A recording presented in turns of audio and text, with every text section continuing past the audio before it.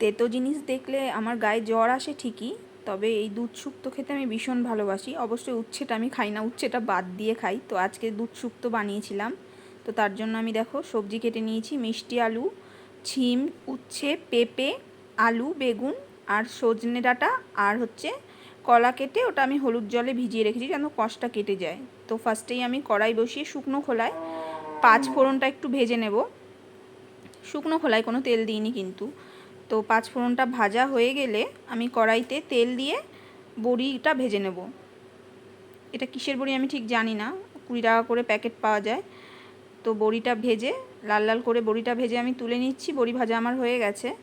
তো ওই তেলেই আমি উচ্ছেটাকে দিয়ে ভেজে নেব। সব সবজিগুলোই ভাজবো, সবার ফার্স্টে উচ্ছেটা ভাজছি। অল্প একটু নুন দেবে, নুনটা একটু অ্যাডজাস্ট করে দেবে, কারণ সব সবজিতে অল্প অল্প নুন দিতে দিতে লাস্টে কিন্তু নুন বেশি হয়ে যাওয়ার চান্স থাকে। তো আমি অল্প নুনই দেবো। তেলটা একটু কম হয়ে গেছিলো, তো আমি পরে আবার একটু তেল দিয়েছিলাম। তো উচ্ছে ভাজার পরে আমি এক এক করে সব সবজিগুলোই ভেজে নিয়েছি। তো ওই তেলেই আমি রাঁধুনি, একটা শুকনো লঙ্কা আর একটু তেজপাতা ফোড়ন দিয়ে মিষ্টি আলু আর বেগুনটা আমি আগে ভেজেছিলাম না, যেহেতু ওটা এমনি সেদ্ধ হয়ে যাবে। তো আমি ফোড়ন দেওয়ার পর সেই তেলে ওই মিষ্টি আলু আর বেগুনটা দিয়ে দিয়েছিলাম।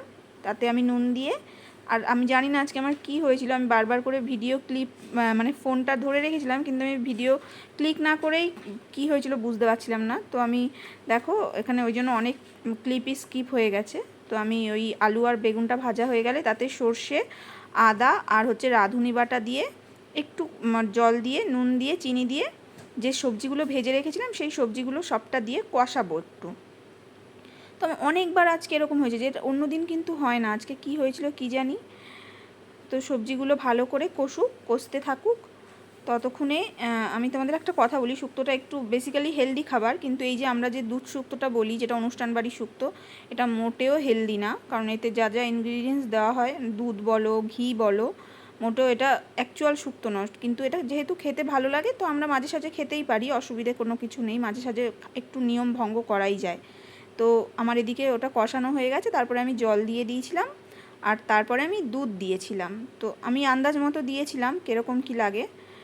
তো তারপরে আমি এটা ভালো করে ফুটতে দেব, ফুটুক। নুন চিনি আমি সব দেখে নেব একটু পরে, আশা করি লাগবে না, তবুও পরে একবার চেক করে নেব।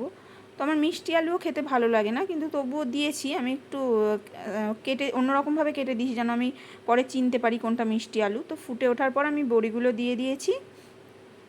তো যারা ঘি খাও, মানে আমি তো ঘি খাই না, আমিও খাই না, আমার মেয়েরাও খায় না, ঘি যারা খাও তারা যখন দেখবে এটা হয়ে গেছে তখন তোমরা ঘি দিয়ে দেবে একটু। আর এই যে আমি পাঁচ ফোড়নটা যে ভেজে বেটে রেখেছিলাম ওটা দিয়ে দিলাম।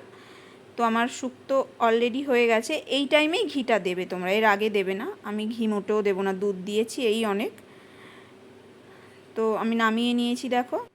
তো তোমরা কে কে আছো আমার মতো যারা উচ্ছে তিতো খাও না কিন্তু দুধ শুক্তো ভালোবাসো, অবশ্যই কমেন্ট করে জানিও। দেখা হচ্ছে পরের ভিডিওতে, বাই।